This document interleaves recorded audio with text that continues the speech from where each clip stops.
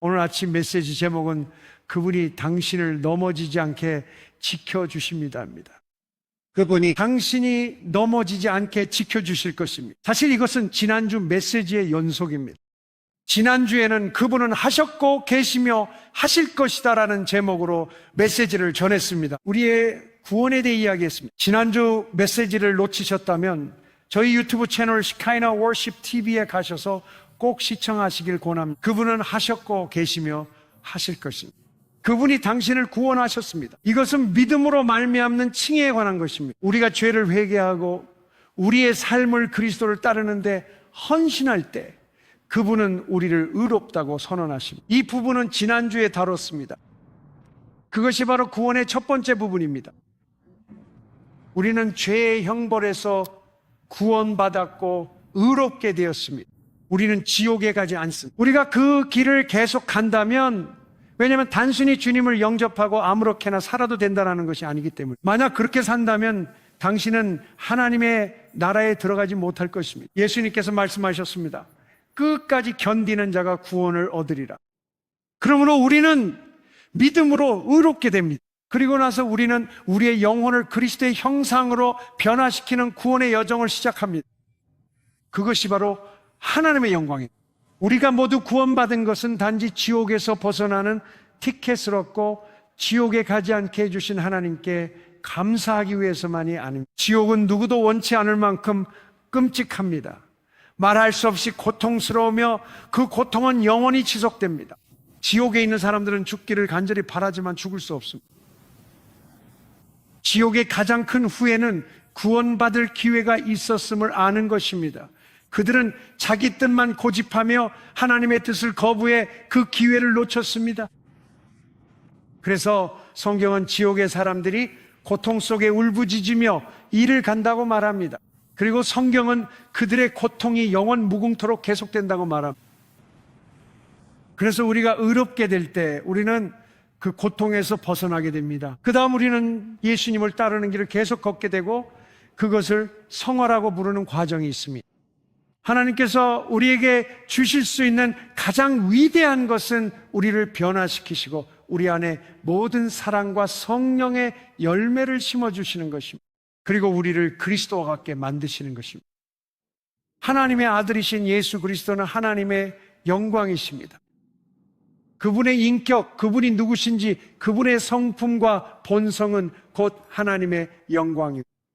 그리고 우리가 이 세상에 자연적으로 태어날 때 우리는 그 영광에 미치지 못합니다. 우리는 그것을 가지고 있지 않습니다. 모든 사람이 죄를 범하였으므로 하나님의 영광에 이르지 못하였다는 것은 우리가 거듭나기 전에 죄의 본성을 가지고 있다는 뜻입니다. 즉 본성적으로 우리는 잘못된 일을 하게 된다는 의미입니다. 누구도 가르칠 필요가 없습니다. 5살짜리 아이에게 거짓말하는 법을요, 그들은 이미 알고 있습니다. 누구도 그들에게 이기적으로 행동하는 법을 가르칠 필요가 없습니다. 보통 아이들이 처음 배우는 단어는 엄마이고 그 다음에 배우는 단어는 내 겁니다.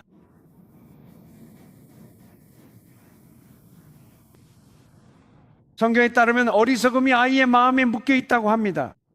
오리들은 꾀꾀 굴고 개들은 짖고 죄인은 죄를 짓습니다. 왜일까요? 그것이 우리의 본성이기 때문입니다. 왜 개는 짖을까요? 그게 개가 하는 일입니다. 그들은 개이기 때문입니다. 왜 오리는 꾀꾀거릴까요? 그게 오리가 하는 일입니다. 왜 사람들은 죄를 짓나요? 왜 음행, 거짓, 기만, 미움을 일삼을까요?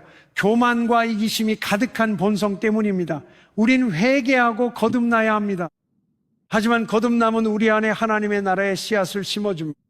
그렇다고 해서 우리의 영혼이 구원받았다는 뜻은 아닙니다. 우리는 죄의 형벌로부터 구원받았지만 우리의 영혼은 변화되어야 합니다.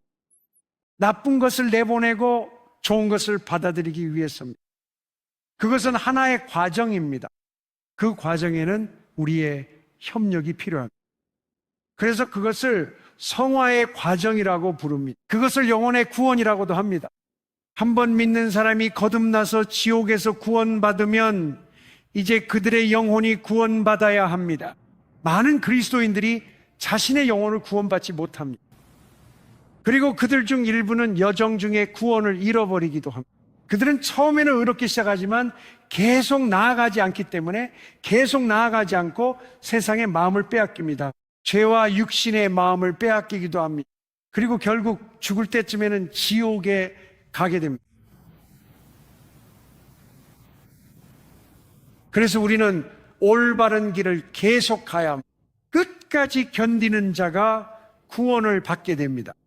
그래서 우리는 어떤 목적을 위해 거룩하게 되고 있습니다. 그 목적이 무엇일까요? 하나님의 영광입니다. 그것은 우리로 하여금 예수 그리스도의 모든 열매를 맺게 하려는 것입니다. 성령의 열매는 사랑과 기쁨입니다. 세상 사람들은 평안을 갖고 있지 않습니다. 많은 그리스도인들도 하나님과 가까이 동행하지 않기 때문에 평안을 누리지 못합니다. 사랑, 기쁨, 오래 참음, 친절, 선함, 신실함, 온유, 부드러움, 절제, 이것이 성령의 열매입니다. 예수 그리스도의 성품과 본성을 그대로 보여주죠. 그분은 이 땅을 살았던 사람 중 가장 매력적이셨습니다. 좋은 열매로 가득하고 의로움으로 가득하며 친절함으로 가득하셨습니다. 수많은 사람들이 그분 주위에 모여든 것은 단지 기적 때문만이 아니라 그분이 누구이셨기 때문입니다. 사실 예수님께서 어떤 기적도 행하시기 전에 무명 속에서 나오셨을 때 요셉과 마리아에게 순종하며 사셨습니다. 그렇지 않습니까? 무명 속에서 예수님은 사명을 준비하셨습니다. 30년 뒤 예수님은 나와 세례를 받으시고 공생애를 시작하셨습니다. 예수님께서 설교하시고 귀신을 쫓고 기적을 행하시기 전 무명에서 나와 요단강에서 세례 받으셨습니다. 하나님께서 하늘을 여시고 직접 말씀하셨습니다. 우리에게 하나님 말씀이 들렸다. 내 사랑하는 아들이요 기뻐하는 자니라. 하나님께서는 네가 이미 많은 사람들을 하나님 나라로 인도했다고 말씀하지 않으셨습니다. 귀신 쫓고 설교했다 않으셨고 예수님은 아직 아무 일 없으셨는데 왜 하나님이 기뻐하셨을까요? 그분이 어떤 분이셨는지 때문입니다. 그분의 인격 때문입니다. 하나님께서 말씀하셨습니다. 나는 그것이 기쁘다. 왜일까요? 골로새서와 히브리서에서 우리는 예수 그리스도가 보이지 않는 하나님의 정확하고 완전한 형상이라고 들었습니다. 그래서 하나님께서는 이제 타락한 사람들을 은혜로 부르셔서 예수님의 피로 인해 우리의 모든 죄를 용서받게 하시고 그분을 따르도록 하십니다. 이제 그분의 형상으로 빚어지기 위해서는 우리가 따라야 합니다. 예수님께서 제자들에게 말씀하셨습니다. 나를 따르라 그러면 내가 너희를 만들겠다. 그분이 그렇게 말씀하지 않으셨나요? 만드시는 것은 그분이고 따르는 것은 우리입니다. 좋아요. 그 과정에서 그분은 우리를 변화시키십니다. 그분이 나쁜 것은 빼내시고 좋은 것을 주입하기 시작하십니다. 우리는 그 과정에서 더 많은 평안을 누리고 마음에 더 많은 사랑이 생기며 이전에는 신경 쓰지 않았던 사람들을 돌보게 되고 하나님께서 우리를 변화시키고 계심을 알게 됩니다. 하나님의 계획은 모든 신자를 예수 그리스도의 형상으로 완전히 변화시키는 것입니다. 왜냐하면 하나님께서는 다가올 시대에 목적이 있으시기 때문입니다. 다가올 시대에 그분이 이기는 자, 다시 말해 끝까지 그분을 따르고 신실하게 머무는 자에 대해 말씀하셨습니다. 우리가 그분을 따르는 데 신실하다면 그분도 우리를 변화시키는 데 신실하실 것입니다. 우리는 우리 자신을 구원할 수 없습니다. 우리가 그분을 따를 때 그분이 우리를 구원하십니다. 그리고 우리가 그렇게 한다면 다가올 시대에 그분과 함께 다스리고 통치할 사람들이 있게 될 것입니다. 보세요. 다스린다는 것은 정말 놀라운 일입니다. 당신은 그리스도와 함께 다스리고 통치하도록 창조되었습니다. 그것이 당신이 창조된 이유입니다. 당신은 예수님의 형상으로 빚어지기 위해 만들어졌습니다. 당신은 사랑과 친절, 선함과 인내가 가득한 존재입니다. 하나님의 사랑으로 충만하여 그리스도처럼 타인을 위해 생명을 내어주도록 지음받았습니다. 그것이 당신의 본성입니다. 하나님은 그런 자들을 보좌에 함께 앉히기를 원하시기 때문입니다. 그분과 통치하려면 그런 본성이 필요합니다. 교만, 이기심, 게으름이 아니라 정직하지 않은 마음이 아니라 그러니 우리가 의롭게 되기만 하고 거룩하게 되지 않는다면 천국에는 들어갈 수 있을지 몰라도 우리의 영원한 운명을 이루지는 못할 것입니다. 천국에는 그저 거기에 있을 뿐 그리스도와 함께 다스리고 통치하지 않는 사람들이 많이 있습니다. 그들은 그렇게 할 수 없습니다. 그들은 이 땅에서 주님을 가까이 따르지 않았기 때문입니다. 주님께서 그들을 온전히 거룩해지도록 허락지 않았습니다. 하나님이 주시는 최고의 축복은 우리를 거룩하게 하심입니다. 우리를 예수님과 똑같이 만들어 주십니다. 이보다 더 큰 은혜는 없습니다. 우리도 바울과 같습니다. 이제는 내가 아닌 내 안에 그리스도께서 사시는 것입니다. 지금 내 삶은 나를 사랑하사 자기 몸을 버리신 하나님 아들을 믿는 믿음으로 사는 것입니다. 이것이 모든 신자, 이 땅의 모든 사람에게 주어진 부르심입니다. 그래서 우리는 의롭다 하심, 거룩하게 하심, 그리고 영화롭게 하심에 대해 이야기했습니다. 우리는 의롭다 하심에 대한 약속들에 대해 이야기했습니다. 그리고 그 조건들에 대해서도 이야기했습니다. 우리는 성화에 대한 하나님의 약속과 그 조건들에 대해서도 이야기했습니다. 그리고 우리는 미래의 구원에 대한 하나님의 약속에 대해서도 이야기했습니다. 미래의 구원에 대해 성경은 장차올 진노에서 우리를 구원하실 것이라고 말합니다. 그분께서 우리를 흠없이 보존하실 것입니다. 그리고 우리를 영화롭게 하시기 위해 거룩하게 하실 것입니다. 그래서 그분이 우리에게 약속하신 미래의 구원은 진노에서 구원받고 흠없이 보존되며 영화롭게 되는 것입니다. 영화롭게 되기까지 흠없이 보존되고 진노로부터도 보존되는 것입니다. 이 땅에는 진노가 임할 것입니다. 그래서 성경은 그리스도인들은 음행이나 부정, 우상 숭배, 곧 탐욕과는 아무 상관이 없어야 한다고 권면합니다. 또한 탐욕은 곧 우상 숭배입니다. 그리스도인들은 이런 것들과 아무런 관련이 없어야 합니다. 이런 것들 때문에 하나님의 진노가 불순종의 자녀들에게 임함으로 그들과 함께하는 자가 되지 마십시오. 그래서 우리는 칭의, 성화, 그리고 영화 아래에서의 미래의 구원, 즉 진노로부터 구원받고 흠없이 보존되는 것에 대해 이야기했습니다. 시편 3편 8절은 구원은 여호와께 속하였다고 말합니다. 우리의 구원의 모든 부분, 곧 칭의, 성화, 그리고 영화에 이르기까지 다 주님께 속해 있습니다. 모든 부분에서 우리는 그분의 은혜를 온전히 받는 자들. 그래서 배고프고 기꺼이 믿는 사람이라면 누구나 완전한 구원을 받을 수 있습니다. 칭해받고 완전히 성화되어 영화에 이르게 됩니다. 배고파하고 믿는 모든 사람은 완전한 구원의 은혜를 받을 수 있습니다. 많은 신자들이 자신이 그렇게 할 수 있다고 생각하지 않습니다. 그 이유는 아마도 자신도 모르게 우리의 시선이 자기 자신에게 있기 때문입니다.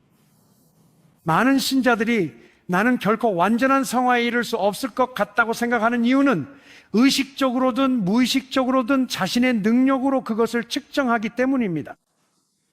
제 능력으로는 지금 당장 포기할 겁니다. 그냥 빼주세요.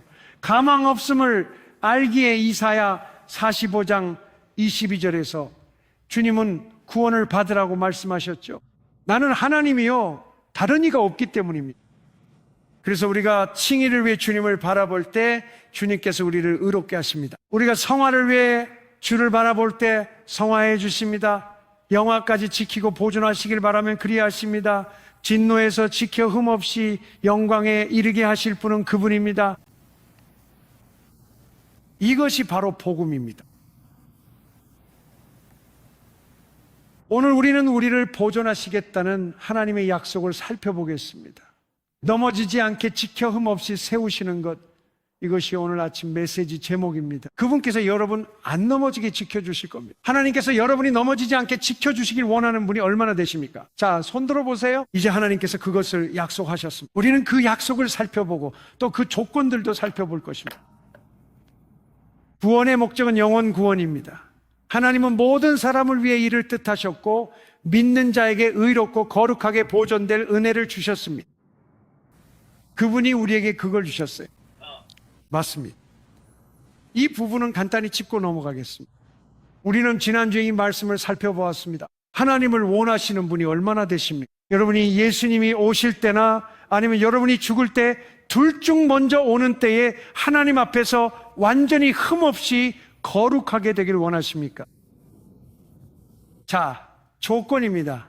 지난주 내용을 이것으로 마무리하죠. 여러분은 한때 멀리 떨어져 있었고 악한 행실로 하나님과 원수였으나 이제 여러분을 화해시키셨습니다. 보십시오. 여러분은 의로워졌습니다. 그분의 육체적 죽음을 통해서 말이죠. 하나님이 왜 여러분을 화해시키셨을까요? 그 목적은 여러분을 거룩하고 흠없으며 그분 눈에 책망할 것 없는 자로 세우려는 것입니다.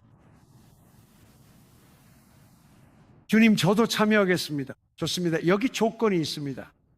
만약 여러분이 믿음 안에 계속 머물고 굳건하며 복음의 소망에서 흔들리지 않는다면 말입니다. 복음의 소망이 무엇입니까? 그리스도께서 여러분 안에 계십니다. 여러분 안에 계신 그리스도 영광의 소망입니다. 영광이란 그리스도의 형상으로 거룩하게 변화되는 것을 의미합니다. 그러므로 모든 신자는 만약 우리가 하나님께서 그 일을 이루실 것이라는 약속에 참여하고 싶다면 내 삶의 가장 중요한 목표를 하나님을 온 마음으로 사랑하는 것으로 삼고 내 삶의 목표를 완전히 거룩하게 되는 것으로 삼아야 합니다. 그것을 의지적으로 의도적으로 선택해야 합니다. 의도적으로 살고 싶습니다. 주님, 저는 그것을 갈망합니다. 저는 믿고 있습니다. 주님, 저를 영광을 위해 완전히 거룩하게 해주시길 원합니다. 그분께서 말씀하시길, 만약 여러분이 그것을 바라며 하나님의 약속을 믿는 믿음으로 간절히 소망한다면 하나님께서 그것을 이루시겠다고 하셨습니다. 하나님께서 이루실 것입니다. 아멘. 이것은 중요합니다. 주님께서는 다시 오시기 전에 준비된 신부를 원하십니다. 좋습니다. 이제 약속들을 살펴봅시다. 지난주에 우리가 살펴본 약속들 중 일부입니다. 이제 데살로니 가전서 5장의 13절과 이 14절을 봅시다. 여기서는 여러분이 천국에 갔을 때라고 말하지 않습니다. 지금 평강의 하나님께서 친히 여러분을 온전히 거룩하게 하시기를 원한다고 말씀합니다.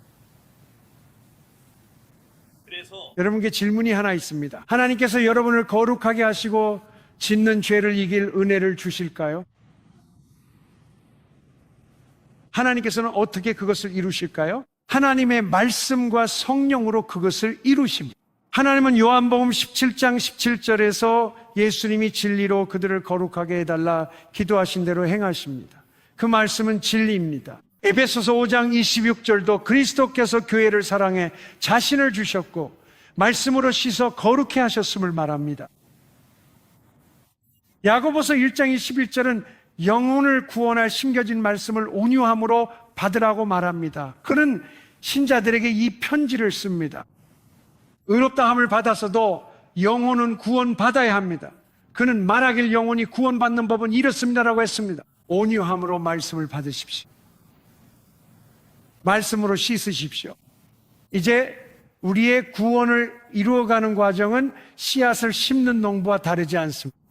우리 모두는 성경책 있는 분 손 들어보세요.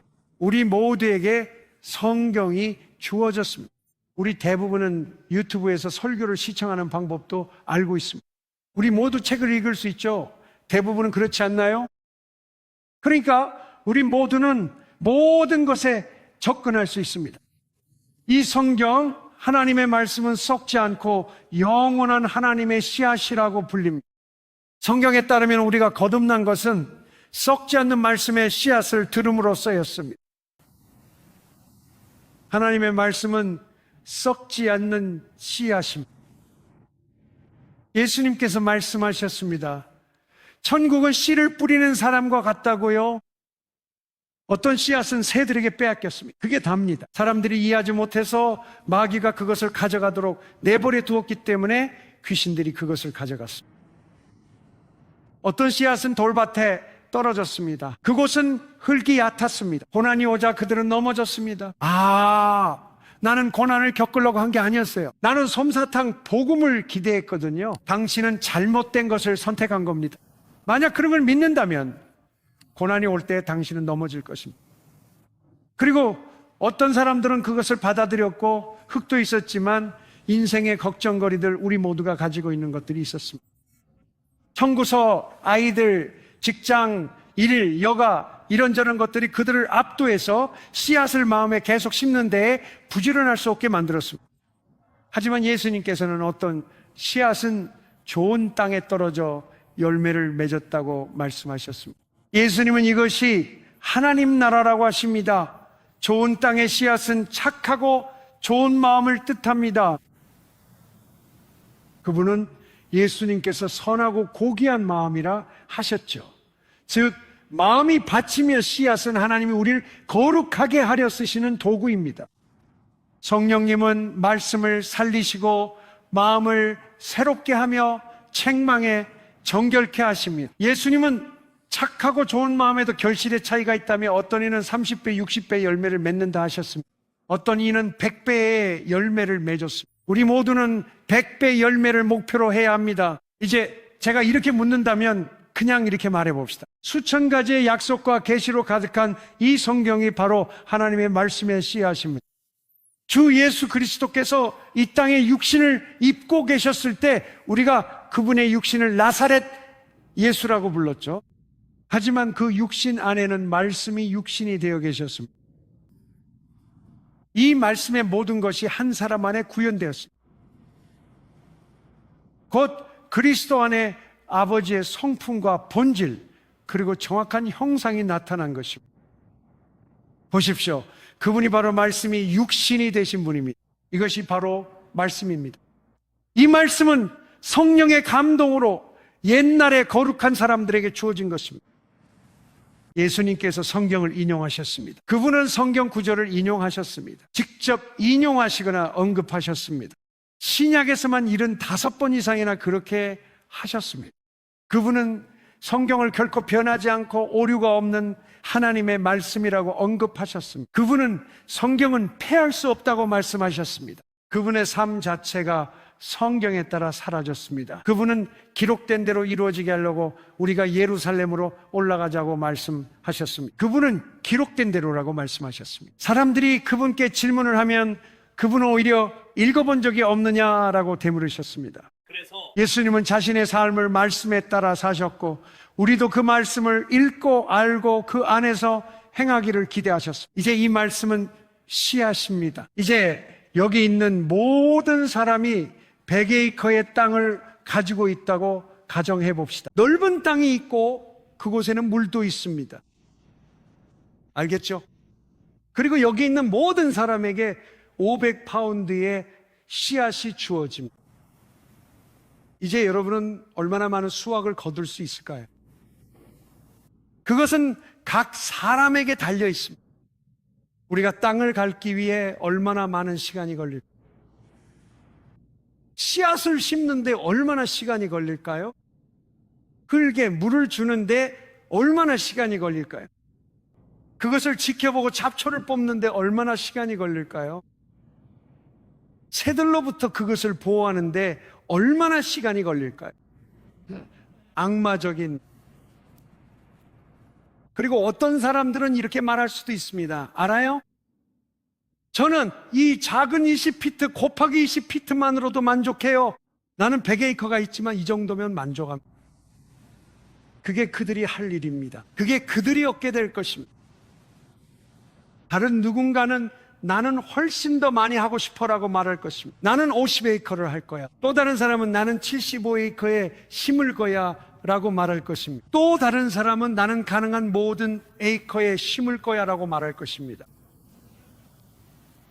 그러니까 열매의 차이는 우리의 부지런함의 차이입니다. 그리고 우리의 부지런함은 우리의 믿음과 연결되어 있습니다. 왜냐하면 우리가 믿는 대로 행동하기 때문입니다. 보세요. 만약 우리가 이 씨앗을 심으면 수확을 얻을 수 있다고 생각한다면 우리는 그것을 심을 것입니다. 이제 어떤 사람들은 이렇게 심습니다. 나는 다른 사람들은 신경 쓰지 않아요. 나만 충분히 있으면 돼. 나는 이만큼만 심을 거예요. 그들은 그렇게 살아갑니다. 다른 사람들은 주위를 둘러보고 하나님, 제가 더 많이 자랄 수 있도록 도와주세요 라고 말합니다. 저는 사람들을 돕고 싶어요.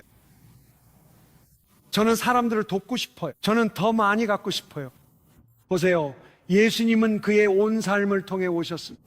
그의 삶 전체 태어날 때부터 죽을 때까지 완전히 자신을 내어주는 삶이었습니다. 그리고 예수님은 우리가 그렇게 살 때 우리가 필요로 하는 모든 것이 우리에게 더해진다고 가르치셨습니다. 하나님의 약속은 우리를 완전히 거룩하게 하시는 것이고, 우리가 그것을 원한다면 협력해야 합니다. 즉, 기름 부음 받은 말씀을 들을 기회에 가나요? 아니면 집에서 스크롤만 하나요? 성경을 읽거나 기도할 기회가 있을 때 나는 그것을 하는가? 아니면 이리저리 뛰어다니는가? 저도 얼마나 쉬운 일인지 압니다. 저도 인간이니까요. 저도 인생의 압박이었던지 잘 압니다. 하나님의 나라를 먼저 두는 것은 의도적인 결연함이 필요합니다. 우리는 시간을 기다리는 것이 아니라 시간을 만들어내기 위해 결연해야 합니다. 내가 직접 만들어야 합니다. 모든 사람이 그렇게 해야 합니다. 자, 여기 하나님의 약속이 있습니다. 그분은 우리를 거룩하게 하시고 영과 혼과 몸을 주님 오실 때까지 흠없이 지켜주실 것입니다. 부르신 분은 신실하시니 반드시 이루십니다. 고린도전서 1장 8절처럼 주님은 여러분을 끝까지 경고케 하셔서 그날에 책망받을 것 없게 하실 것입니다. 시편 138편 8절입니다. 주께서 너를 위해 모든 것을 완성하시리라. 이것들이 우리가 성화에 대해 살펴본 몇 가지 약속들입니다. 이제 이것을 보십시오. 오늘 제가 여러분과 함께 살펴보고 싶은 것이 있습니다. 준비되셨나요? 이건 정말 놀랍습니다. 유다서 24절과 25절입니다. 이제 여러분이 넘어지지 않도록 지키실 수 있는 분께, 어떤 번역에서는 넘어지는 것이라고도 되어 있습니다. 그의 영광 앞에 여러분을 기쁘게 세우실 지혜로우신 우리 구주 하나님께 영광과 권능이 영원히 함께 하길 빕니다. 이 약속을 원하시나요?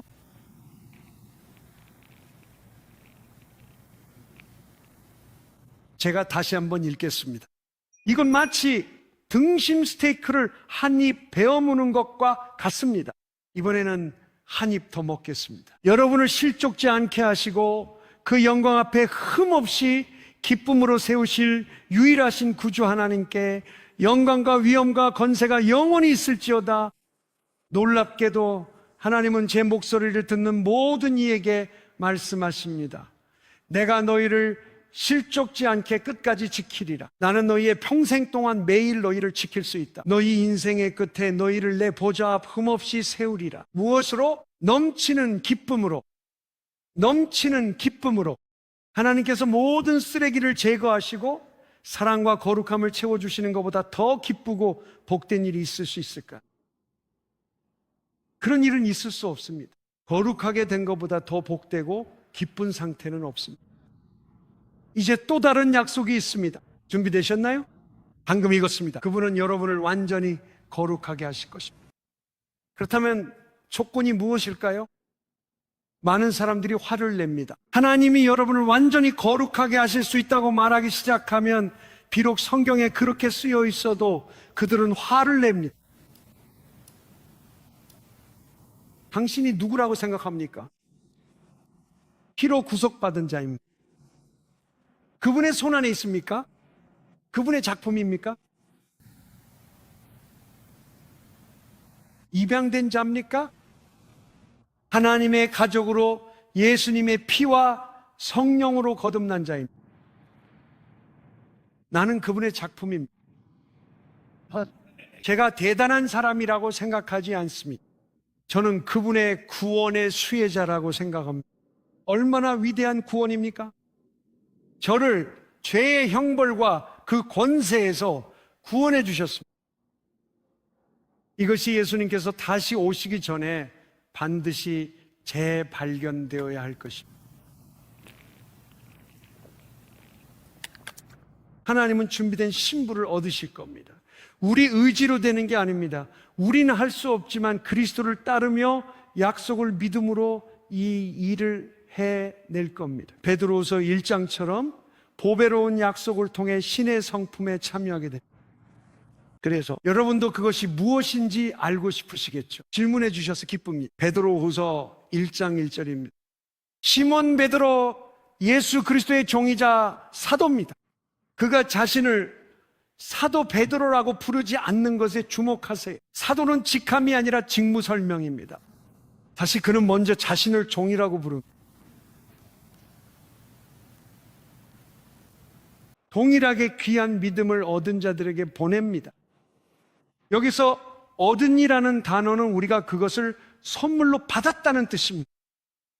하나님께로부터 믿음의 선물을 선물로 받은 사람이 얼마나 많습니까? 구원을 받기 위해서 기쁘지 않으신가요? 하나님께서 우리에게 주셨습니다. 우리는 그것을 얻기 위해 아무것도 하지 않았습니다. 우리 하나님이시며 구주이신 예수 그리스도의 의로 말미암아 하나님과 예수님을 아는 지식 안에서 은혜와 평강이 여러분에게 더욱 풍성해지기를 바랍니다. 우리 주께서 그의 신성한 능력으로 생명과 경건에 속한 모든 것을 우리에게 주셨으니 이는 우리를 영광과 덕으로 부르신 그분을 아는 것을 통해서입니다. 그분은 우리를 부르셨고 NKJV 성경에 바이로 번역됐죠. 그것은 좋은 번역이 아닙니다. 그분이 우리를 영광으로 부르셨습니다. 그분이 우리를 덕으로 부르셨습니다. 이로써 우리에게 지극히 크고 귀한 약속들이 주어졌으니 이 약속들을 통해 여러분이 세상의 정욕으로 인해 썩어짐을 피하고 신성한 성품에 참여하는 자가 되게 하려는 것입니다. 이것이 진정한 은혜입니다. 진정한 은혜는 우리를 죄에서 구원해 줍니다. 은혜는 대충 살아도 될 면죄부가 아니라 거룩하게 죄를 이기며 살게 하는 능력입니다. 은혜는 이기심에서 벗어나고 짜증에서 벗어나고 인내심 부족에서 벗어나고 분노에서 벗어나고 욕정에서 벗어나며 은혜로 충만해지고 열매로 충만해지며 그리스도의 성품을 드러내고 행하고 거하며 머물 수 있게 해주는 능력입니다. 이것이 우리의 구원입니다. 하나님께서 우리에게 지극히 귀한 약속을 주신 것은 우리가 그 약속에 참여하도록 하기 위함입니다. 여러분, 그 약속이 무엇인지 아시나요? 바로 우리를 넘어지지 않게 끝까지 지켜주신다는 뜻입니다.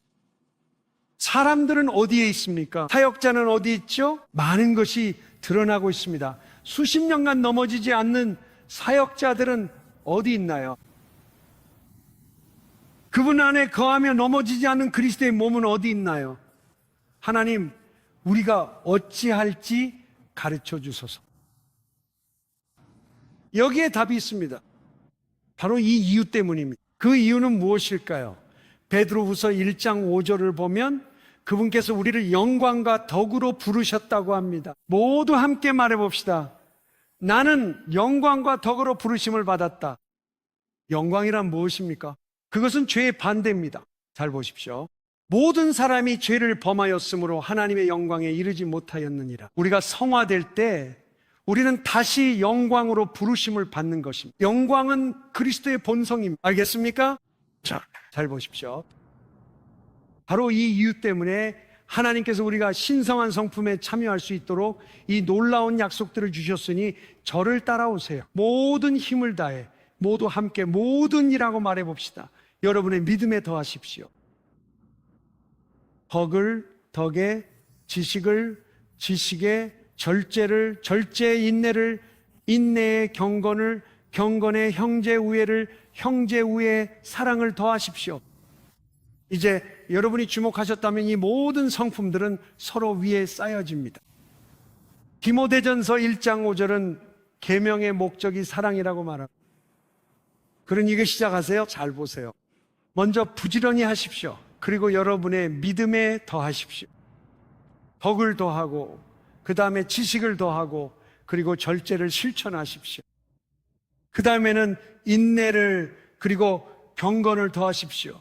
이것은 곧 그리스도를 닮는다는 뜻입니다. 그리스도를 여러분의 본보기와 목표로 삼으십시오. 그리고 여러분이 성장할수록 형제 우애를 더하십시오. 그리고 이것은 결국 사랑으로 완성됩니다. 우리가 사랑 안에서 행할 때 우리는 그리스도의 성품을 갖게 됩니다. 자, 잘 보세요. 만약 이 모든 것이 여러분에게 있고 풍성하다면 여러분은 우리 주 예수 그리스도를 아는 데 있어서 결코 게으르거나 열매 없는 자가 되지 않을 것입니다. 여기서 지식은 에피노시스입니다. 주님을 직접 경험하는 체험적 지식입니다. 즉 성령의 임재와 계시를 통해 하나님과의 관계가 매우 실제적인 것이 되는 것을 뜻합니다. 그분은 말씀대로 부지런히 결실을 맺으십시오. 없으면 근시안적이며 맹인과 같습니다. 그러니 이것은 만약 내가 그리스도인으로서 모든 열심을 다하지 않는다면 제 말을 꼭 들어주세요.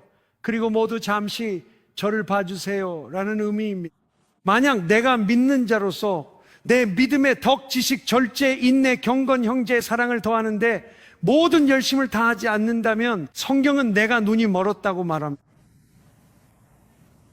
왜냐하면 나는 내 영혼의 구원이 무엇인지조차 모르고 금이 아닌 나무 풀짚을 쫓고 있기 때문입니다. 나는 내 안에 형성되는 그리스도의 영광의 금이 아니라 사라지는 세상의 반짝임을 쫓고 있습니다. 그래서 그는 말했습니다. 만약 내가 이것을 행하는데 모든 열심을 다하지 않는다면 나는 눈이 먼 것입니다. 심지어 근시안이 되기까지 말이죠. 성경에 그렇게 나와 있습니다. 정말 그렇게 나와 있나요? 형제들아, 너희의 부르심과 택하심을 더욱 확실히 하십시오. 이제 여러분 모두에게는 각자의 부르심이 있습니다. 우리의 첫 번째 부르심은 주님을 알고 사랑하며 예수님을 닮아 그분 안에 거하는 것이죠. 그것이 우리의 인생 목표입니다. 이 땅에 있는 모든 사람의 인생 목표는 자신의 영혼의 구원이 돼야 합니다. 내 사역보다도 내 자신의 영혼의 구원이 더 우선순위입니다. 다시 말해, 내가 주님을 알고 내가 그리스도를 닮아가고 내가 그분 안에 거하는 것 말입니다. 그것이 내 영혼의 구원입니다. 모든 인간에게 있어서 우리가 가장 먼저 신경 써야 할 것은 하나님과의 동행입니다. 그 어떤 것보다도 말이죠. 다른 모든 것은 결국 사라질 것입니다. 우리가 심판대 앞에 설 때 진정한 가치가 있는 유일한 것은 그리스도께서 내 안에 얼마나 형성되었는가입니다. 그것이 바로 영혼의 구원이라고 부릅니다. 그래서 더 부지런해라. 그것이 우리의 부르심입니다. 여러분의 부르심과 택하심을 확실하게 하라는 것입니다. 물론입니다. 택하심은 선택받았음을 의미합니다. 예수님 말씀처럼 부름받은 자는 많으나 택함 입은 자는 적습니다. 따라서 경주를 통해 자격을 갖춰야 합니다. 계시록에 따르면 시온산에서 주와 함께한 이들은 신실한 택함 받은 자들로 칭함받습니다. 알겠죠? 그래서 그분이 말씀하시길 여러분의 부르심과 선택받음을 확실하게 하라고 하셨습니다. 타인이 어디로 가는지 걱정할 필요는 없습니다. 여러분이 믿음으로 헌신하고 회개하며 그리스도의 십자가 대속을 믿고 그분을 따른다면 넘어지면 길을 잃을까 걱정하지 마십시오. 죄를 지었는데 갈 수 있을까요? 그런 뜻은 아닙니다. 부르심과 택하심을 확실하게 한다는 것은 그리스도를 닮아가는 것을 의미합니다. 한번 그리스도께 내 삶을 헌신했다면 저는 뒤를 돌아보지 않습니다. 저는 그분의 손 안에 있습니다. 저는 구원받았습니다. 저는 구원받았습니다. 하지만 이제 제가 하는 일은 제 영혼의 구원을 이루어가는 것입니다. 하지만 그분이 그것을 제 안에 이루십니다. 지금도 마찬가지입니다. 씨앗은 기적입니다. 어떤 종류의 씨앗이든요.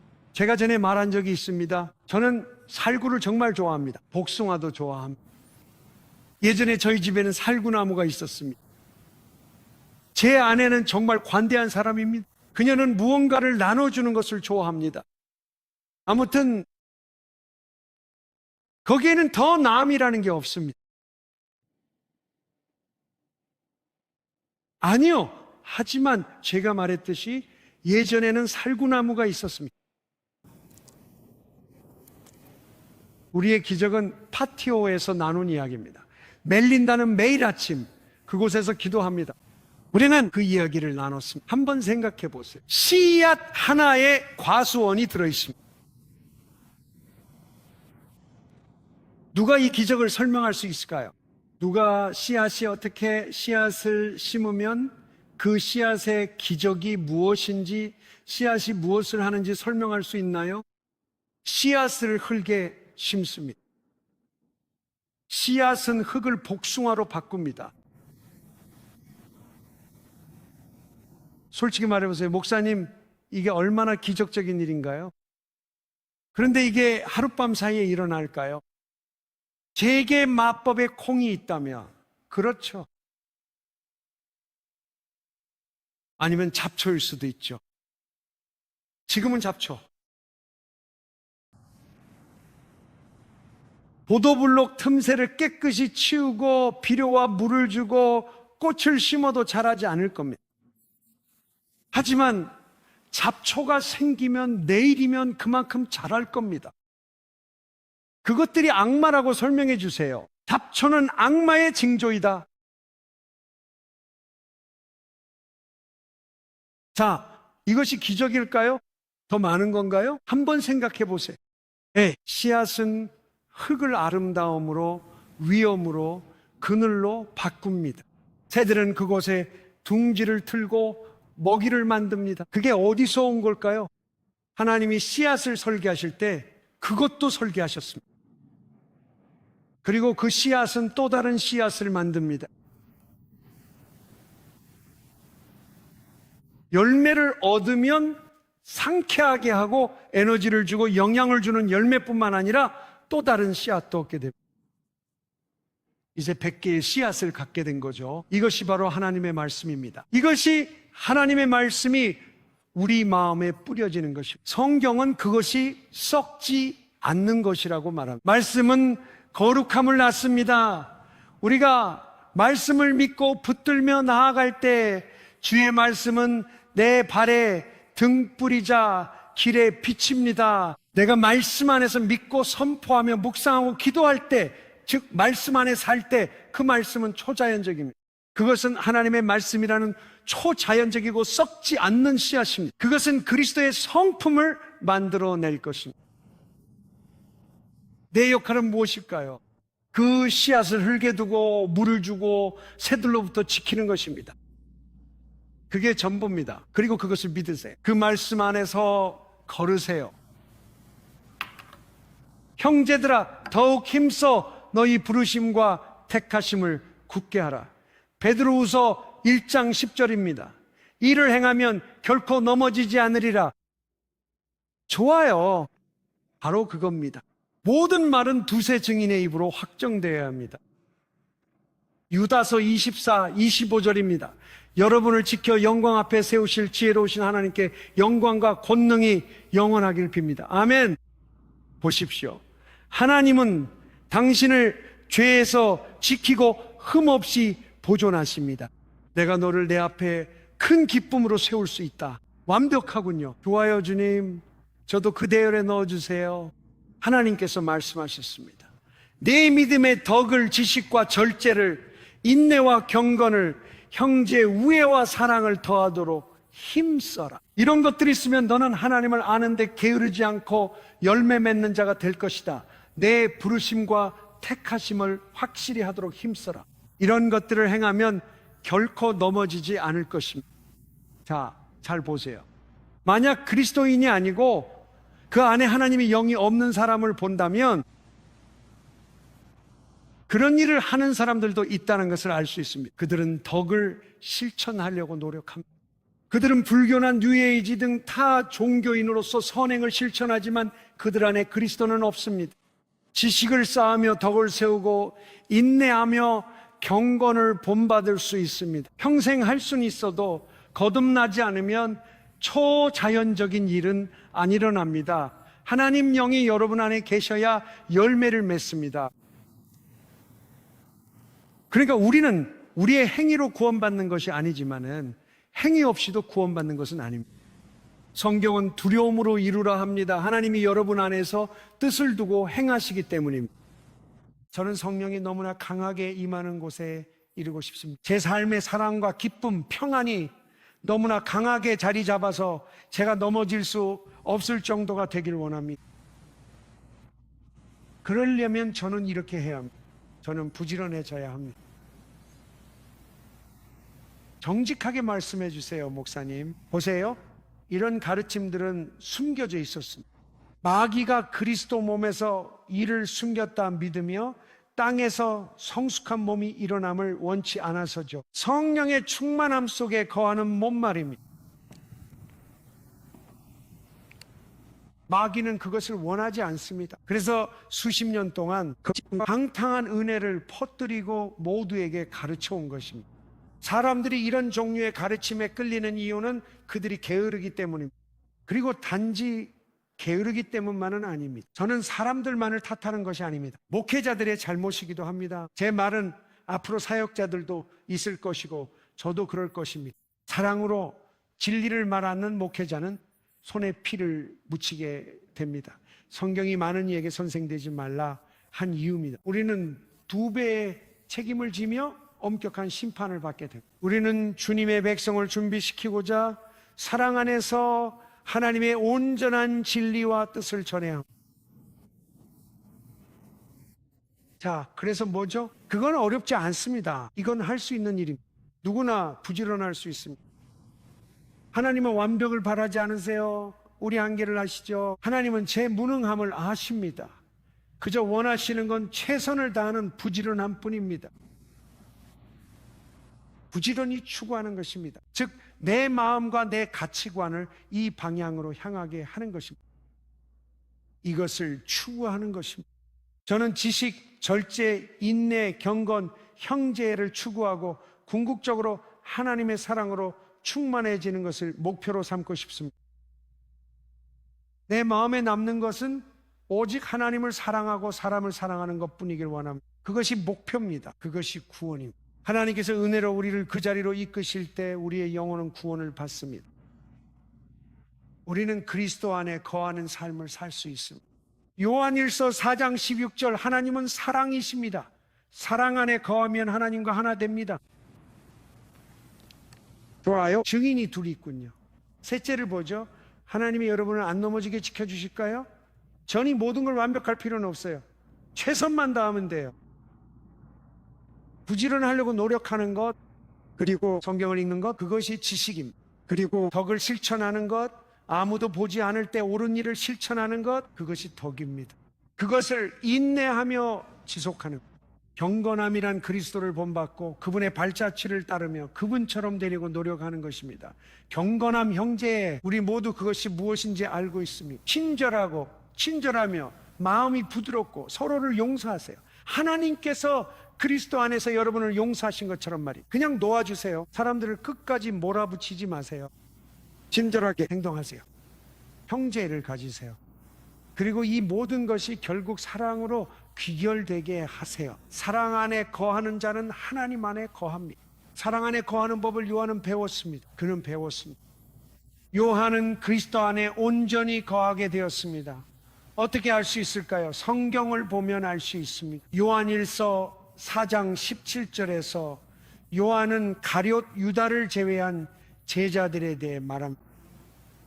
요한일서 1장 1절에서 그는 말합니다. 우리가 직접 보고 듣고 만진 생명의 말씀에 대해서요, 그는 예수님과 실제로 함께 지냈던 이들을 말하고 있습니다. 가룟 유다를 제외한 12 제자들 말입니다. 그가 우리라고 말할 때입니다. 보고 들은 것을 전합니다. 우리는 생명의 말씀을 만졌고 요한일서 4장에서 그는 사랑이 우리 안에서 온전히 이루어졌다고 말했습니다. 그래서 우리가 심판의 날에 담대함을 가질 수 있는 것은 그분이 그러하신 것 같이 우리도 그러하기 때문입니다. 그는 모든 독자가 그렇다고 말한 것이 아닙니다.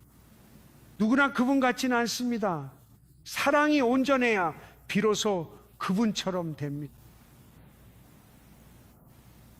예수님은 부친이 나를 보낸 것 같이 나도 너희를 보낸다 하셨습니다. 사랑은 온전히 이루어집니다. 요한복음 15장에서 예수님은 내 안에 거하라 명하셨고 그러면 많은 열매를 맺습니다. 그분 안에 거하는 자는 죄를 짓지 않습니다. 주님, 그게 어떻게 가능하죠? 내 영으로 할 수 있단다. 주님은 실족지 않게 지켜줄 테니 부지런히 믿음의 덕, 지식, 절제, 인내, 경건, 우애, 사랑을 더하라 하셨습니다.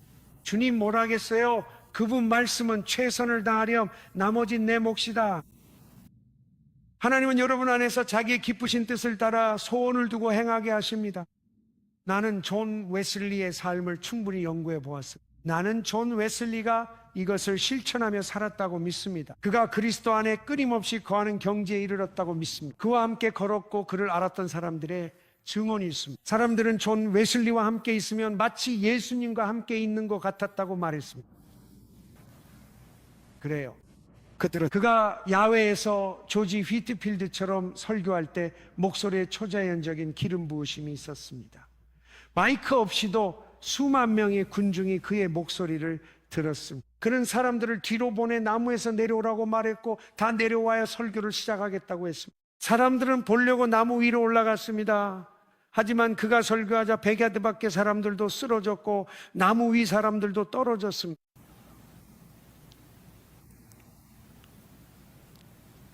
말세에 하나님은 약속을 믿는 자들을 두실 것입니다.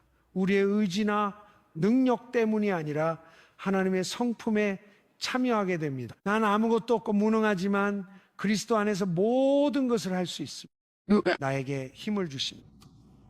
나는 그분의 작품입니다.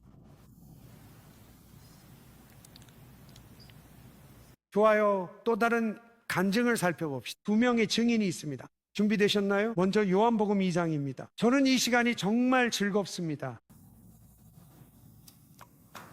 여러분, 제가 말씀을 공부할 때는 마치 리바이 스테이크를 먹는 것 같아요.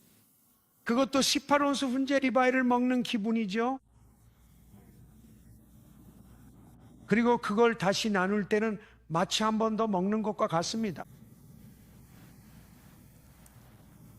이제 제 생일에 뭘 원하는지 아시겠죠? 제 생일은 8월이에요.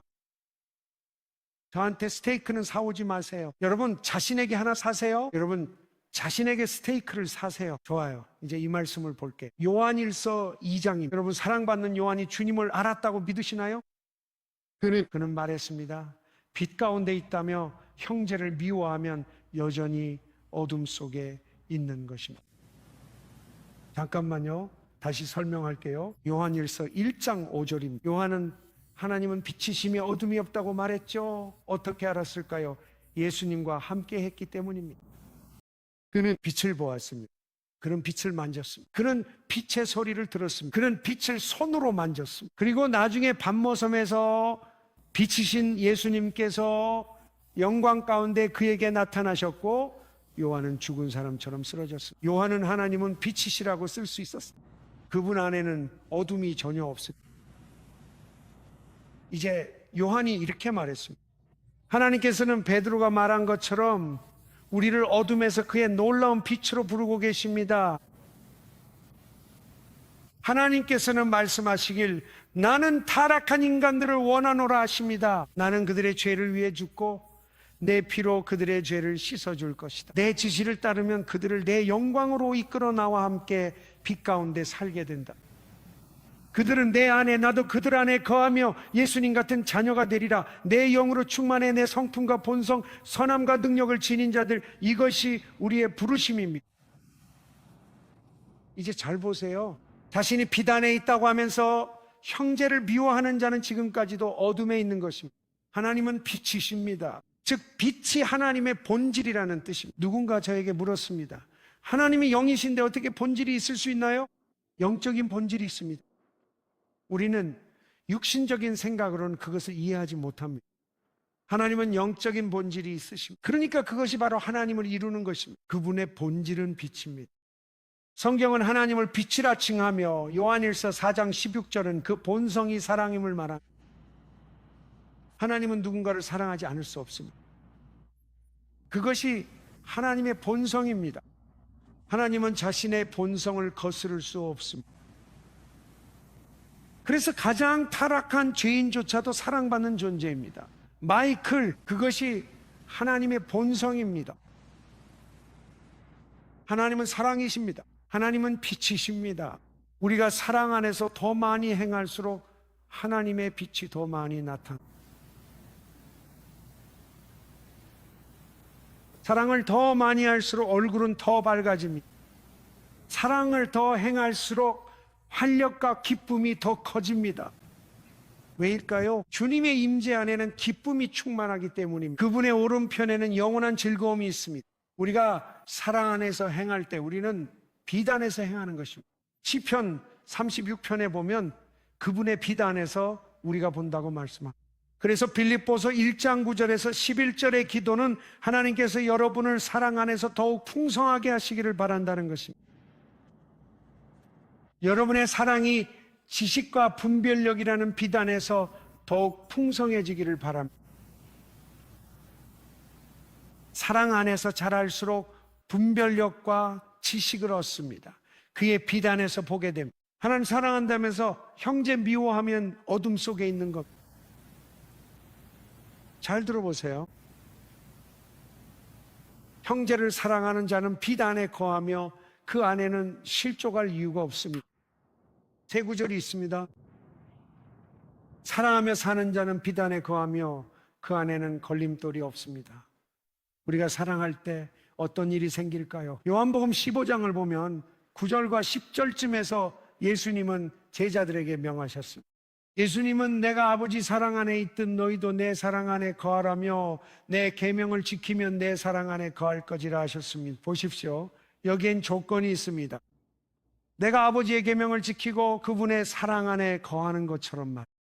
예수님은 내 기쁨이 너희 안에 있어 기쁨이 충만케 하려 함이라 하셨습니다. 즉 기쁨은 그분의 계명을 지키고 사랑 안에 행한 결과입니다. 그것이 바로 기쁨입니다. 그래서 우리 모두 지금 스스로를 평가해 볼 수 있습니다.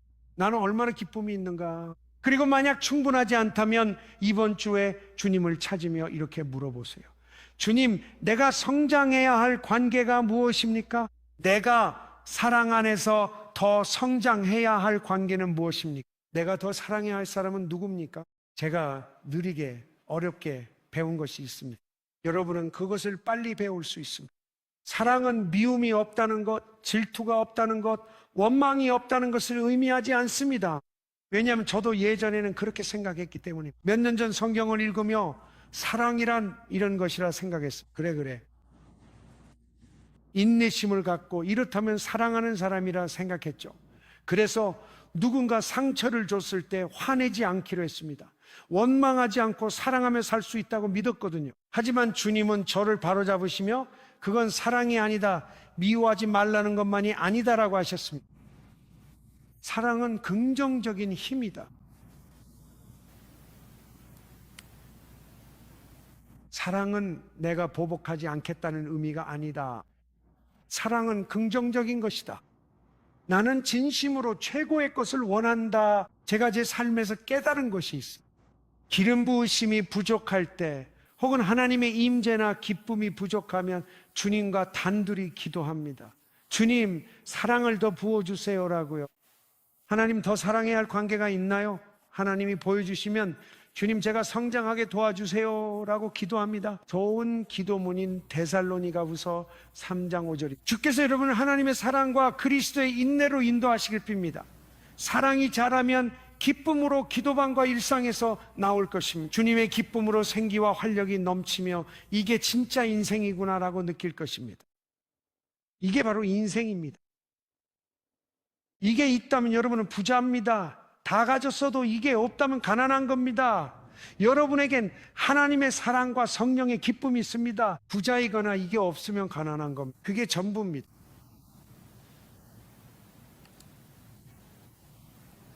좋아요. 여러분이 너무 조용하네요. 세 구절이 있습니다. 우리를 실족지 않게 하시고 주 앞에 기쁨으로 흠없이 세우실 분께. 흠 없다는 것은 사랑입니다. 데살로니가전서 3장 12절입니다. 주께서 여러분의 사랑을 모든 이에게 넘치게 하사 예수님 재림 때 하나님 앞에서 거룩하고 흠없게 마음을 굳건히 지켜주시길 빕니다. 사랑은 기쁨을 가져옵니다. 하나님께서 여러분을 그의 임재 앞에서 큰 기쁨으로 흠없게 하실 것입니다. 우리가 믿음부터 사랑까지 여러 덕목을 부지런히 쌓는다면 하나님은 말씀하셨죠. 그저 그 길을 따라 머물기만 하면 된다고 말입니다. 완벽할 필요는 없습니다. 그 길 위에 머물기만 하세요. 하나님께서 말씀하셨습니다. 결국에는 우리를 그리스도 안에 온전히 거하게 하셔서 더 이상 넘어지지 않는 자리로 인도하실 것이라고요. 그게 바로 우리가 필요한 것입니다. 그게 바로 우리가 필요한 것입니다. 우리가 형제를 사랑한다면 넘어질 이유가 없습니다. 저는 하나님과의 제 삶에서 이것을 발견했습니다. 제 인생을 돌아보면 우리 모두에게 이런 때가 있었죠. 제가 말씀드리자면 제가 가장 취약함을 느끼는 순간 중 하나는 보통 정말 잠이 부족할 때입니다. 여러분 중에 그런 기분을 느껴본 적 있으신가요? 지금 당장 혼자 있고 싶다는 생각이 듭니다. 지금은 누군가로부터 떨어져 있어야 할 것 같아요. 왜냐하면 지금 짜증을 낼 위험이 있기 때문이죠. 누구라도 그런 기분을 느껴본 적 있으신가요? 그리고 잠이 정말 부족하거나 신체적으로 약해졌을 때 영적으로도 취약해질 수 있습니다. 하지만 저는 이것을 배웠습니다. 누군가가 어떤 종류의 중독을 가지고 있다면 스크린, 음식, 약물, 술, 와인, 그 어떤 것이든 중독이 있다면 그 근본 원인은 사랑이 얕기 때문이에요. 여러분의 사랑이 깊어질수록 기쁨도 커집니다. 기쁨이 커질수록 죄에 대한 승리가 주어집니다. 주님의 기쁨이 우리의 힘입니다. 가끔 신자들이 와서 말합니다. 담배를 끊게 기도해 주세요. 저도 기도하겠지만 이렇게 답하죠. 사랑 안에서 성장하길 기도한다고요? 사랑이 커지면 그런 건 저절로 사라집니다. 왜냐하면 사랑이 자라면 주님의 기쁨을 얻게 되기 때문에. 주님의 기쁨이 있으면 중독이 없습니다. 우리는 그것을 경험하도록 만들어졌습니다. 주님의 기쁨이 없을 때 우리는 마음을 다른 것들로 채웁니다. 이제 어떤 중독은 사회적으로 용인되기도 합니다. 컵케이크에 중독될 수도 있는데 모두들 그게 괜찮다고 생각하죠. 하지만 그건 헤로인에 중독되는 것과 다를 바가 없습니다. 둘 다 주님의 기쁨을 대신하는 것일 뿐입니다. 진실을 말해주세요, 목사님. 알겠습니다. 사랑은 질투, 분노, 원망이 없는 상태가 아닙니다. 사랑은 우리 마음에서 흘러나오는 긍정적인 흐름입니다. 하나님의 사랑은 성령을 통해 우리 마음에 부어집니다. 그래서 우리는 고린도전서 14장에서 사랑을 추구하라고 권면받고 있습니다.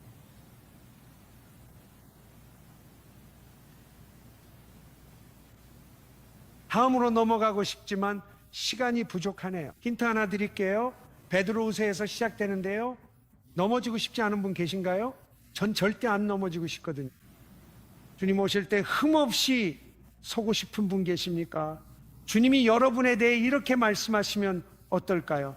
주님이 말씀하십니다. 아버지, 이 사람은 짐이 추입니다. 제가 그를 흠없이 지켰습니다.